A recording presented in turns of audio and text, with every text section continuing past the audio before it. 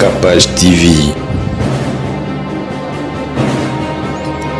Capage TV. Merci beaucoup. Salelanga bika mwe Yahweh.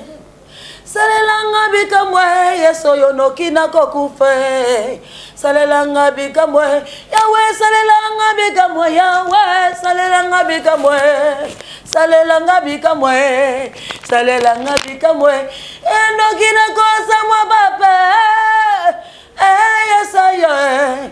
Papa bane. Ça te fait combien de fois souvent Yomoko vous ont interprété Yamari et ça la rondine personnellement parce qu'on a raté on yembi déjà na zongi sima lisusu makasi na kanisi lisusu Yamari na yoka kavale ya bakana sango vale ya basusi minyo kompasi pe mawa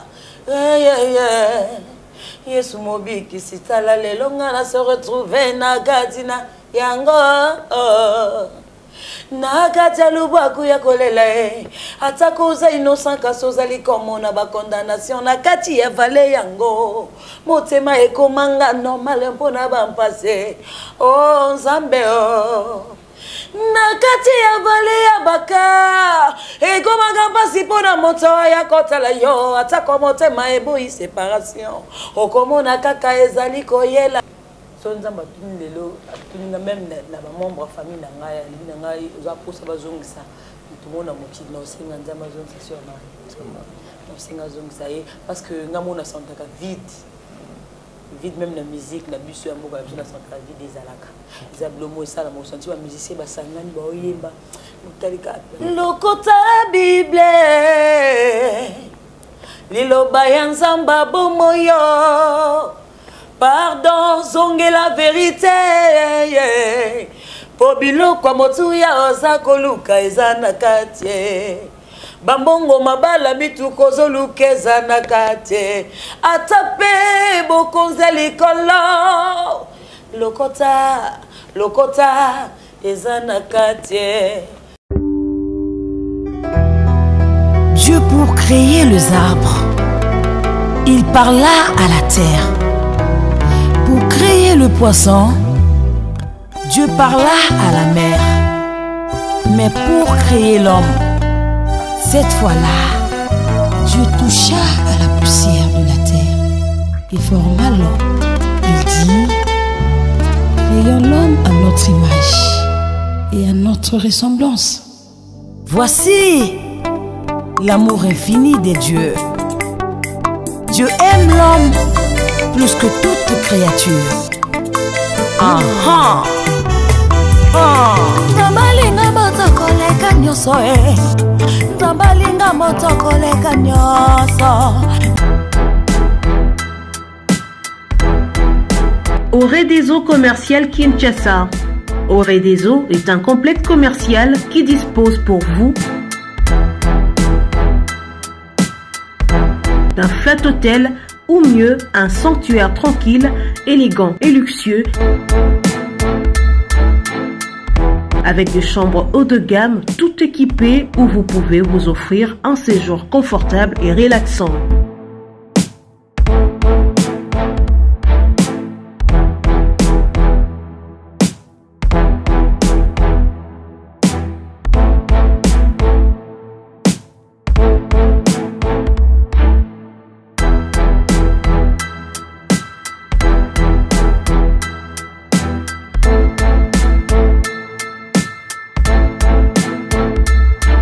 Notre restaurant vous propose une exquise cuisine qui fait le bonheur de gourmands.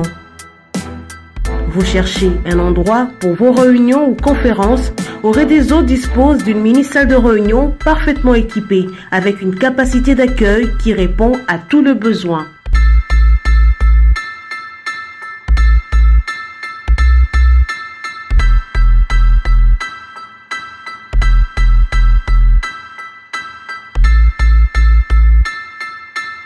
Oredezo Commercial Kinshasa, c'est aussi une boutique de vêtements sur mesure au prix du prêt-à-porter pour une élégance sans compromis.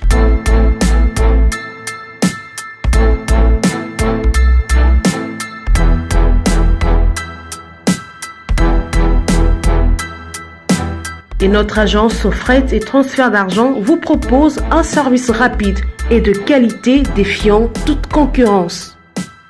Retrouvez-nous à Kinshasa au numéro A8 de l'avenue d'Ibaya, quartier Matongé dans la commune de Kalamou, derrière la Maison de la Bible, et au numéro 44 de l'avenue Baoumbu dans la commune de Matete. En Angola, martyr de Kifuangondo vers l'aéroport international de l'Angola. Et puis en France, 29 rue de Paris, 94 190 Villeneuve-Saint-Georges. Au réseau commercial Kinshasa, au service de tous. Que le Seigneur vous bénisse, notre chers téléspectateurs. Vous êtes toujours habitués à nous suivre cette émission. Ça vous permettra de voir le Seigneur, de rencontrer le bon Dieu. Voilà pourquoi aujourd'hui, sur ces plateaux, mon invitée s'appelle Sandrine Kassongo. Elle est de l'église Shalom. Elle chante très bien parce que sa passion était de chanter. Aujourd'hui, elle représente la Sœur Marie. Aujourd'hui, elle représente la musique chrétienne de la République démocratique du Congo. Sœur Sandrine, Mbote. Mbote, papa Josi. Bonne nuit. Et ça m'a bien comme on a eu après la tournée Brazzaville, Pointe-Noire. Makambeleki ndeni. Makambeleki bien par la grâce de Dieu. Ngamba qui oyo abongisa ki asala. Abongisa asala. Oyo abongisa ki asala asala ki. Et salami kuna kitoko. Bana Pointe-Noire ba sepeli. Sepeli nzamba visiter bateau. Kata toyemba, ba oyo bika ba biki. Opi bayaki akika kwatala kaka me ba bongoli mitema pe bazalaki. Parce que et ça la rende nini tango yembaka o mona penaki mutu azaki na maladie ya biki. Mutu azaki na problème azui solution na koyemba tango yembaka. Yo moko personnellement ça la rende. Ona ngana mona ke mission nzamba tindelanga na mukili na okukisa ngo malem. Parce que Michel Bosso pardon nzamba tindi biso eza ya ko sala mukili ba ko ba disciple nzamba. Oui. Donc, tant que mon amour bon à travers le yembo nanga, tout le qui n'a problème, nous avons visité, on a gagné na buloba que nous avons merci parce que malem dans sala au tindanga na sala. Bah événement le là bas concert au préparation des aussi à la ba jeune, tous à la au sambeli une fois pour un préparatif il y a concert, tous à la rendez-vous. Tu te prépares comment physiquement et puis spirituellement? Ok. Spirituellement, tu te prépares à mais tu as beaucoup plus de temps dans la jeune. Ok. Oui, dans la jeune. Et il y a des choses qui sont dit, mais là, nous avons une grandeur en Zambie. Nous avons gêné. Nous avons la mingue, mais sans conduite, nous avons besoin de Zambie. Et là, nous avons ça la maison. Il y a des gens qui ont nous allons de tambola malamu, nous allons la relation malamu nanzambe na nous commençons nanzambe après prière jeûne de yakakazaka ba complémentarité quoi ko bakisa kaka. Est-ce que vous continuez toujours dans même combo ya consolation ou bozala nango to combo ya mouvement échangé? Na zal suna kata groupe la consolation parce que groupe la consolation c'est un groupe Zaki ya maman Marie Missam paix à son âme. Le racheté du Christ. Le racheté, Sandrine Kassongo, dirigé. Je crois que nos très chers téléspectateurs sont scotchés, connectés à suivre cette émission. Je rappelle à tout le monde qu'elle s'appelle la sœur Sandrine Kassongo. Transfige, elle était dans le groupe de la consolation de Maman Marie Missamo qui nous a quittés, paix à son âme. Aujourd'hui, nous sommes avec la sœur Sandrine. Sœur Sandrine, avant tout, tu as en profondeur, et ça la bien, parce que déjà, là, tu as déjà comprendre maman que il y a Marie.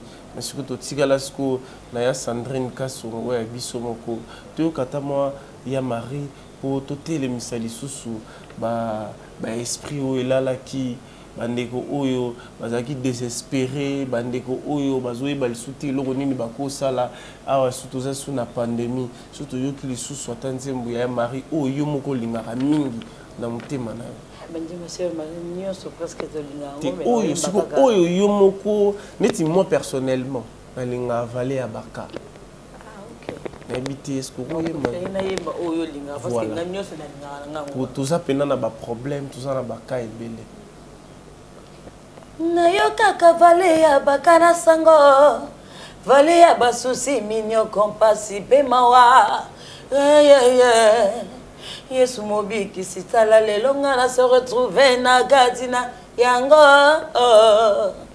na kata lubaku ya kolela atakuza innocent kasozali komona ba condamnation na kati ya vale yango motema ekomanga normal mpona ba mpase oh nzambe oh na kati ya vale ya baka ekomanga mpasi mpona moto ya kotala yo atako motema eboyi séparation okomona kaka ezali koyela yo na kima wapyo avina nga ekoma lokola monganga oyo ya kuexamine makambo ya mabeto ya malambwe yo nzambo temona nga ye na kati ya vale ya baka misamu nazalaki komona nzoka kimandeko kimae mozika na biso na kati ya vale baka motema mpasio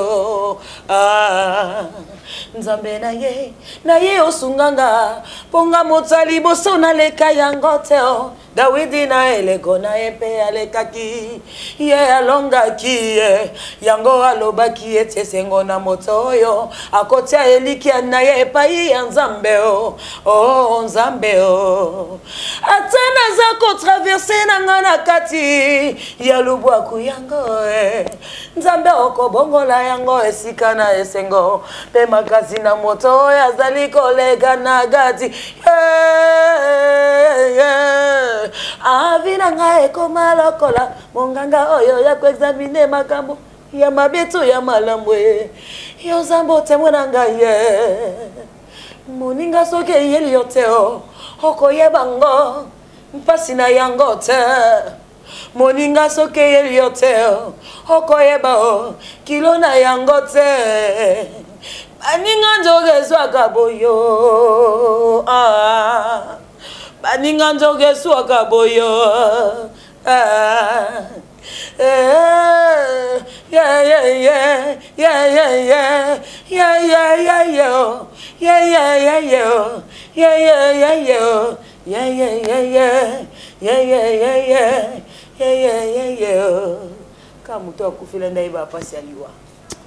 Quel enthousiasme sortir dans sa voix qui n'a pas chez les autres. Je vis à Marie, en elle. Oui, qui est envoyé malakani sous la moindre forme à Marie. Que l'Éternel soit loué. À Sandrine Kasso. Ça te fait comment de fois souvent des moko vous ont interprété à Marie. Et ça la rondine personnellement parce qu'on a raté déjà na zongi sima lisusu makasi na kanisi lisusu ya Marie. Bon, et ça la passi et ça la pénétrer mon moko parce que la que son nzamba tuni lelo tuni même na ba membre famille na ngai za posa bazongisa tout le monde a mokili na osenga nzamba zongi sur Marie. Osenga zongi parce que ngamona santaka vide même la musique la bus ya mboka la santaka vide ezalaka zablomo esala mo senti ba musicien basangani ba oyemba mutalika la sosoni salaka mbele moko ninga sala wa Est-ce que biloko nini oyo tikala nango ya Sœur Marie par exemple neti teni boye est-ce que ba technique nae oyo azalaka nango na ba événement na ba concert ou manifestera pe ba technique ona beaucoup plus na ko le courage courage à affronter qui ce soit mutunyo so ko ngapinza na banga na ngate côté bakabula penza obanga na kuta esilaka tokoya na podium ata ozana ndeta ba o basibima avant biso so ba tips to beta podium moko ndi bazaya ba mususu saison nga bena blingati bangati vous allez déjà na Marie na fronta ba penza kolinga musala Sœur Marie azo lingelo kwa zo sala et puis azaki mosimo azaki déterminé so alinga sala likambo na ye ausala Parce que ça n'est pas le moment où il y a tikela yo atana maloba où yo pour raisonner. Bon, beaucoup plus que soit penza biloko sur Marie, il y a d'autres choses où ils sont spirituels. Spirituel où nzambe yemoko a dotangango. Sans pour autant je vais pas sur Marie mais zaki na katia sur Marie. Oui. Les âmes moko la Bible la foi est une folie, c'est la folie pour na bato ba nzambe te. Hein? Donc ceux qui n'ont le bien encore spirituel doivent comprendre de quoi la sœur Sandrine est en train de parler. Il y a d'autres choses qui sont spirituelles où nzambe yemoko a pesanga où na zo pas sur Marie. Donc voilà. OK. Je crois notre chers téléspectateurs sont scotchés, connectés à suivre cette émission. Je rappelle à tout le monde qu'elle s'appelle Sandrine Kassongo. Nous allons parler aussi de son maxi single qui sera disponible cette année. Ça s'intitule... Non, c'est déjà disponible. On n'a pas de téléchargement. Mais est-ce qu'on n'est pas dans l'album? L'album, c'est maxi single, c'est le 5 décembre 2020. Ok. Parce que tout est si calme, il y a un autre.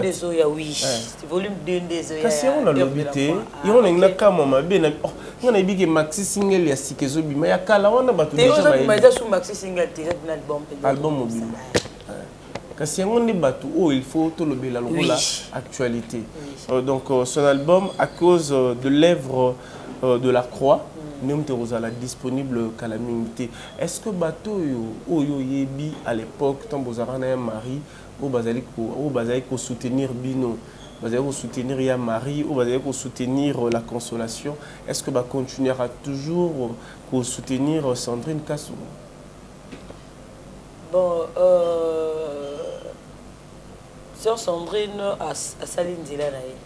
Aza obligé te ya ko le kaka banzela oyo maman Marie aza oleka aza obligé te ya ko benga ka batuana ba ya soutenir non ce qui va s'épeli peut-être voilà sauf que producteur nangai papa Gauthier Mascotte l'ingénieur de banque la PCMO de place Azali voilà voilà. OK, nous allons parler maintenant de votre album à cause de l'œuvre de la croix. À cause de l'œuvre de la croix. Pourquoi vous préférez comme album naïeuse à la Comboine? Je préféré parce que quand on a tali, déjà exemple on a copié ça ya mukekaka, bah l'ambeli biso biloko to lié de sepeli na mo. To sepeli na biloko, to sepeli na moto lambi mais to bosani nzungu o elamba biloko wana. Donc les lots oyo batu bakomi mutalingi babenge archi pape archi bishop bakomo no solito bengela yo to bengela na biso yo mais yeba que c'est à cause de l'œuvre au Christ à salaki na croix musala kulu c'est que les causes à la pambaté to ignorer peu œuvre de la croix et on montre que si nous sommes ce que nous sommes aujourd'hui c'est à cause de l'œuvre de la croix car nous étions tous morts par nos offenses mais lui il nous a rendu à la vie l'œuvre au salaki na croix. Moi, parce que tout le monde court derrière gloire, derrière bloc comme Mukili, mais Yesouana, Koufela Bisso, vraiment, tout mot tient pembeni. Et on m'a dit, mon a aimé la casse loco ta Bible. Parce que il y a le bakaka retour à la parole. Est-ce qu'il y aura un album à cause de l'œuvre de la croix? Est-ce qu'il y aura de cantiques bibliques dans un album? Œuvre de la croix, volume 1, on a le Belasiko. On a cantique, on les a déjà dans la oui. Net, on a fait cet exemple, on a le ta Bible. Ça veut tout simplement dire retour à la parole. Le ta Bible, il peut on a bois quitter. Parce que nous sommes tous aux Zoluka. Qu'est-ce que le côté Bible, c'est pour faire plaisir à Bandeko Nyonso et à corps du Christ au Bata la Bissou. Le côté Bible n'est pas dans le live. Le côté Bible, Lilo Bayanzamba Bomoyo, pardon, zonge la vérité. Pobilo kwa motuya osakoluka ezana katie. Bambongo mabala bituko zoluka ezana katie. Atape bokonza likolo. Lokota ezana katie. Nous sommes mutuya muto ezana katie Bible wana. Ça t'arrive aussi bato bakomaka banzembo ba parolier bakomeli yo pe nzembo. Bon nanu te nanu bakomeli nga nzembo te ils en a découvert contacter mais ça après non penza bakomeli nga nzembo te parce que le Saint-Esprit écrivant ma casse oui le Saint-Esprit nous inspire plus voilà et la Bible elle-même aussi donc na somba na nzembo te somba nzembo bakomela nga epeti. Est-ce que ozara na ba moment nini oyo ekomelaka yo tant ozalaka inspiré pour la banzembo oyo salaka? Est-ce que tu es inspiré na banzembo to il y a de fois aussi inspiration il y a ba titre le album na yo à cause de l'œuvre de la croix neti le côté Bible etc. ba titre on a pignon cezara inspiré par Dieu ou bien yo moko zalaka nous inspirés par Dieu parce que ça nzembo mo besoin na kati ya nzambe alingaka mutu koleka ba ange. Oui, ils sont inspirés par Dieu. Une fois, dans la veille de prière, et le quoi les jours le belanga na mutu. Nous comme on peut s'engager Jonas 4 8 à 11. Habiter faut n'attendre. Donc n'attendre et comprendre pourquoi Saint-Esprit est inspiré nga autant Jonas azotini na Ninive et puis assez alingaki nzamba boma bato Ninive. Tant nzamba bomi bango te ya sepela kité.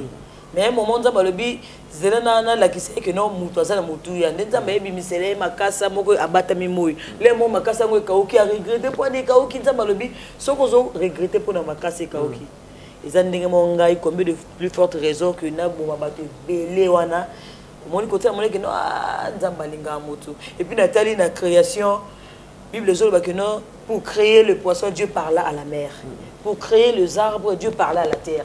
Mais pour créer l'homme à l'obaka le souté. Vous pouvez aussi dire que non mutu bima mais à disposer qu'à temps. C'est profond. Aux hommes à disposer temps na epoa que la mutu penza le que non cette fois-ci créons l'homme à notre image. Et puis ce qui wana te ange ya mutu yo simaka adoration na louange na lola. Tant wasumukaki nzamba boraki na se. Mais quand l'homme a péché nzamba sa atiki lola elanda mutu. Maintenant baka premier ennemi mutu eza moninga no mutu eza diable. Diable binga mutu na ko adorer likolo. Na simba louange na adoration na sumuki alimbisi ngata bwakinga. Mais tant mutu asumuki nzamba atiki lola elanda mutu. Vous comprendre? Ni na etala biloko no sabité nzamba linga mutu koleka nyonso. Do mona imbaki yango nzamba linga moto koleka nyonso nzamba linga moto koleka nyonso. Nzamba linga moto koleka wolo nzamba linga moto koleka bangelou. Vous comprendre hein? Est-ce qu'il y a des chansons oyo oyemba eza makambo oyo mona et là on a vu? Oui, eza na nzembo moko na yemba eza na kati ya nzambe ya makoki eza ngandelo. Nzambe ya makoki eza ngandelo. Le Dieu de possibilités illimitées. Oui. C'est-à-dire makambo nini oyo famille ko ko salela ngati. Oyo libote ko pesa ngati o muto ko salela ngati sika muto asukaka. Nde sika nzambe bandaka. Oui, ya on ayemba ki nzamba makoki eza ngandelo.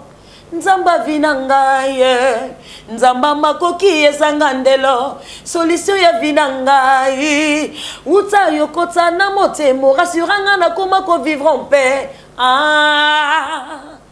uta kota na motema na ngai rassuranga na koma ko vivre en paix to ba médecin ba lemba na makambo o ba le bien en tout cas o communiquer mususu na sepela na bango po bazala na vérité bazala véridique ba médecin so ba sali ba lembani recours à souka ezalaka epanzami. Bon, il faut que les gars prier. Le créateur du ciel et la terre. L'église Shalom. Oui. Oyo eza esika oyo sambelaka. Et apporter là nini parce que avant l'église Shalom vous allera déjà na ba nzambe. Oui, nazaki naza oui, naza mona fait pas ko nzambe malamu naza mona ID na bala oui. Parce que lo nini sala que okoma siko na église Shalom. Oui, ça parcours na ngai dazala convaincu on za l'église Shalom. Selon ndenge nzambe memelanga ki la se retrouver na l'église Shalom. Apparemment yo ka nzambe trop makasi. So nazo yo kanzambe tembe parfois peut okutante. Nzemo parti pour la célébration maraimba ayimba kaloba Batelanga ba piéger na vie et kombo ya Yesu bikisanga ye. Ye mame. Comprendre hein? Kombo ya Yesu bikisanga pona yoka ki Yesu wana. So zo yoka nzambe te, donc sous ton tokuta mon frère. Donc yoka nzambe mingi. Attends avant na sali kambo. David alobi la psomba zolba à chaque fois zo linga que nous combattre. Azo tout na nzambe na kende.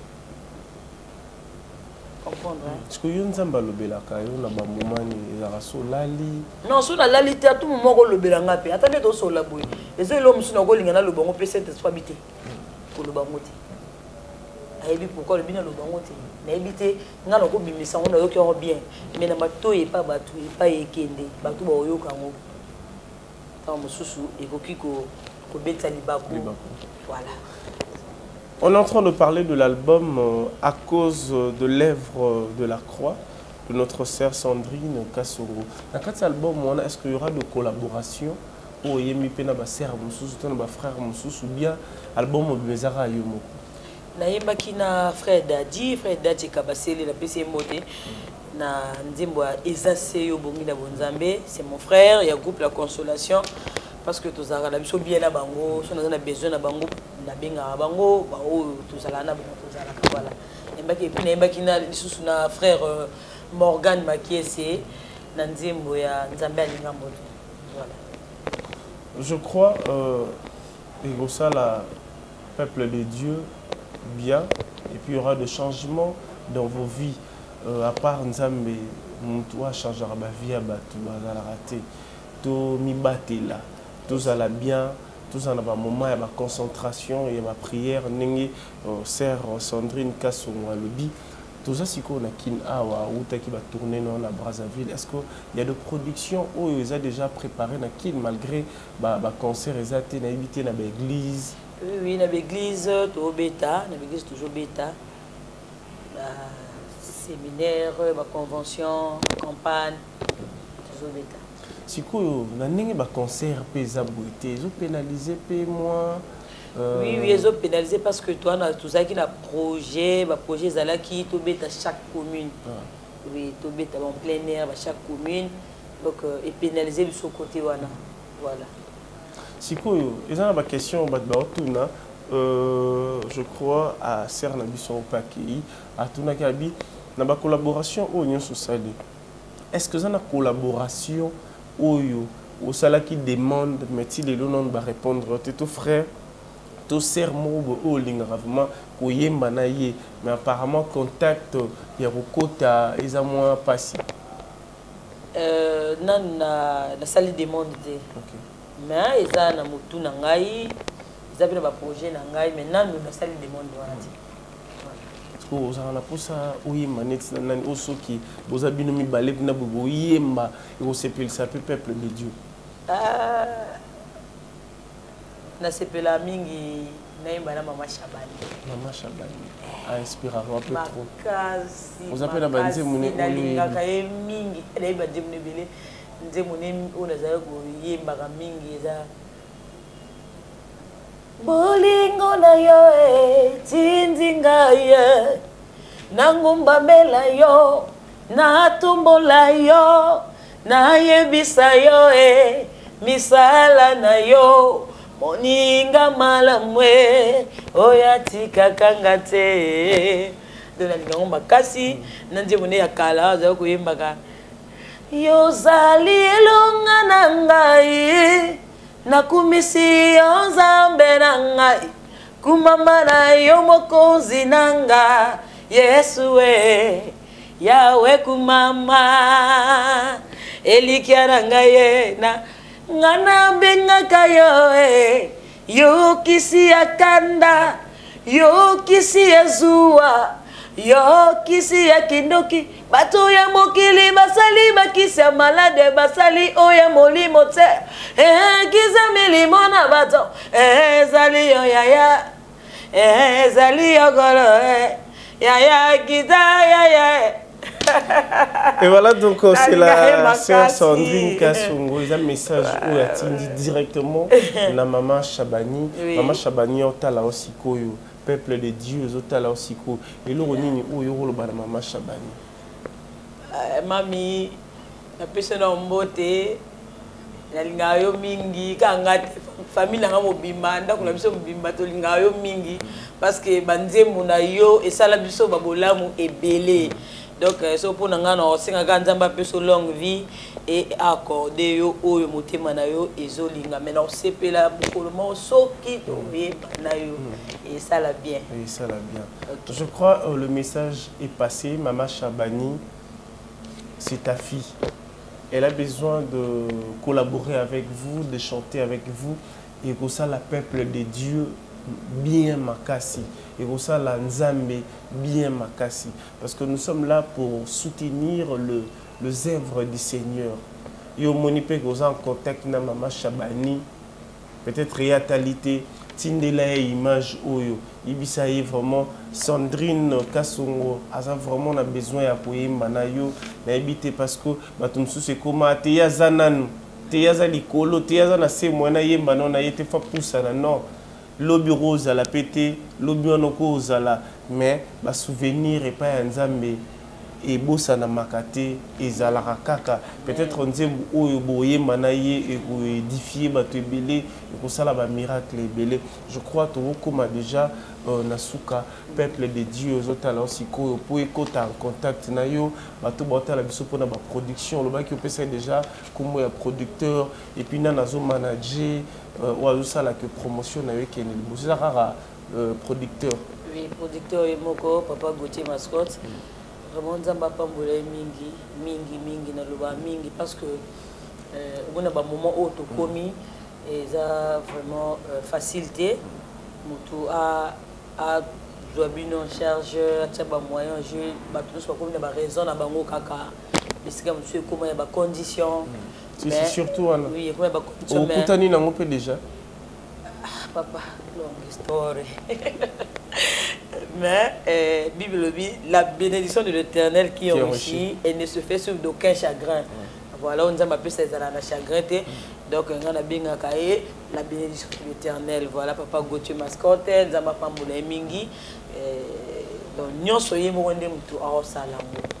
Voilà. Siko, est-ce que ils ont des difficultés au yo pour kutana parce que ça bande comme sous pe na musika ba ko ki aider atana mo matériel aux ana ngo posa et lo nini aux ana ngo posa ba difficulté nini o yo ana ngo difficulté à makasi pour na ba déplacement ba instrument aux mona les mots beaucoup ça passe à répétition et c'est nga faut avoir blo moko boye OK ko louer ça la biso peut moi passer makasi le déplacement la bus on est bon niveau qui me revient beaucoup la bus va ni de transport la bus exactement et c'est moi groupe donc la difficulté ça m'a cassé comme dire belé la difficulté peut à studio cause à la paiement séance moi raté c'est le voilà attention on a autour le batterie déplacement transport voilà donc je crois à travers cette émission, on a vu que ceux qui est touché ou aider sœur Sandrine Kasongo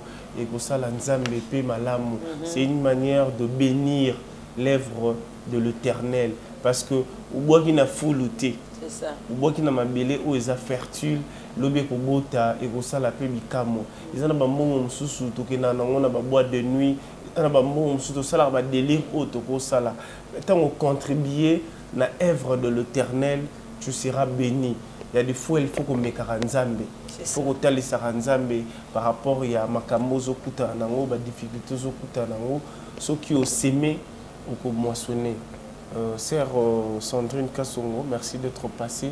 L'invité Bandeko Baotala aussi Kourouyo le Badabangoni, un mot gentil de la fin. Nzamba Pambola Bango, na Bosente Bandeko, na Monsieur Goma, il y a Est, vraiment prière na Monsieur chaque jour ils allaient que non Nzamba mona bino, Nzamba bate la bino, ba o ba ko ba problème Nzambe o abondisa mitema bata bondisa mitema na bango et bana Nzambe nyonso ba moureux ya bonne musique et puis que sauter le lo ba rumbeza sauter hein ba rumbeza sauter mais sœur Sandrine Azawana pour make un peu kozongisa les choses parce que babinzamba zanzamba remplacera kaka zo tenga mokanda Joël azo que je remplacerai les années qu'on a dévoré les sauterelles vidéo sur Maratikaki sur Sandrine Nazawana zamba zanzamba ba réserve nzamba ba succession hein Moïse akei Josué aye Eli akei Elisa et loko boko ze sous makasi c'est ça que non Élisée et Eli bazaye famille hein.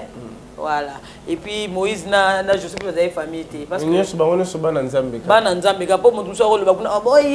donc le bongo allez-y comprendre donc Nzambe sala ngolu na mutalingi toza na posa na bino go soutenir biso vraiment Nzambe ko zanga te ko zongisi la bino ebele voilà.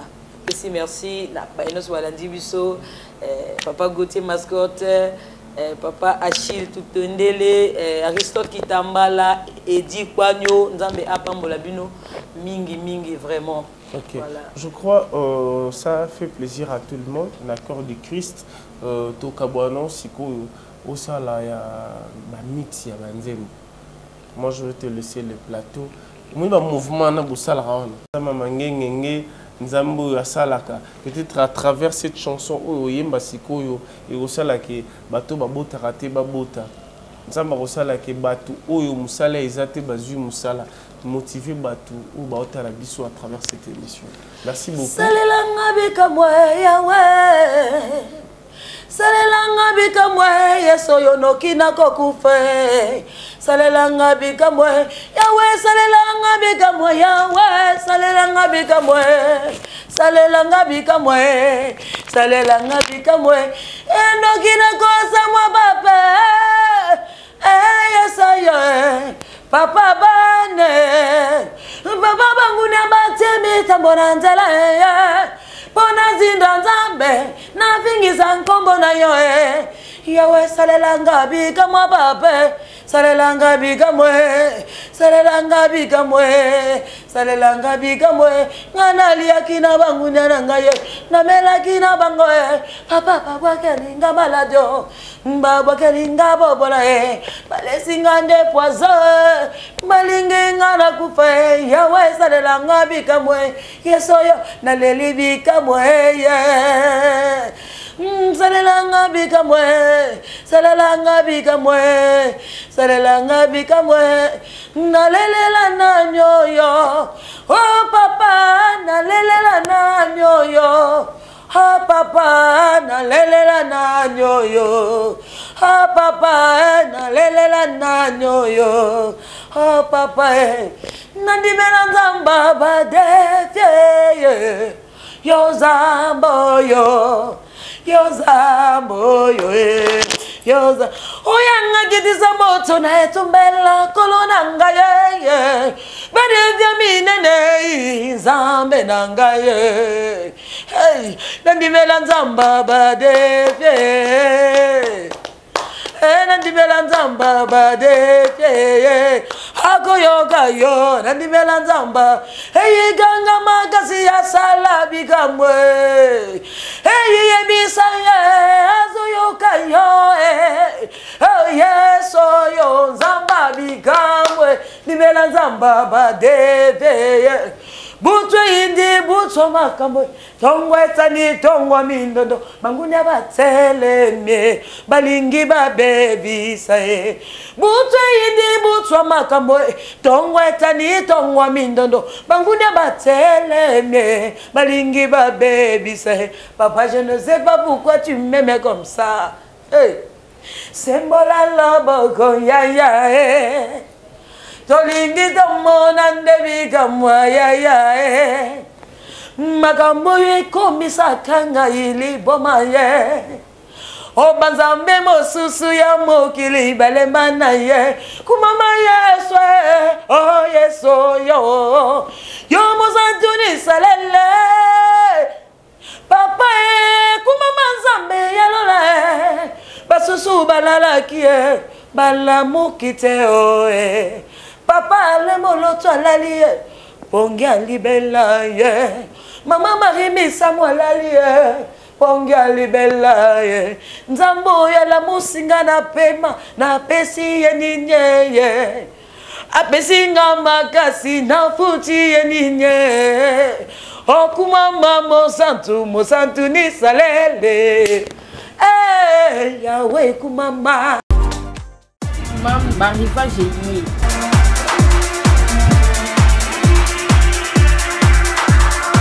Maman zala bopeto mwana pe azala na bopeto na ye. Touro eza 2021 ba âge nyonso na marque ye. Ba basket, ba sondage, de zéro à 10. Kosala na lombangu boya. Awa na marque nyonso ezali.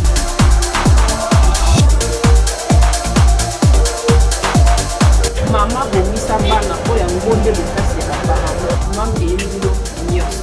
Chez MAM, pour une tenue tendance de saison qui donnera le temps à votre habillement, vous cherchez des costumes, chemises, pantalons, chaussures, des baskets, robes, sacs et autres accessoires de qualité, pas cher pour toute la famille. Découvrez notre collection.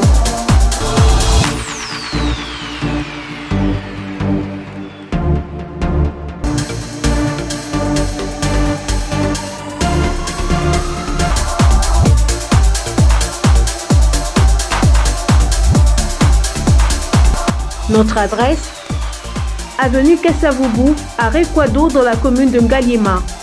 Pour tout contact, appelez-nous au +243 81 07 58 832. +243 99 25 124. Capage TV. Capage TV.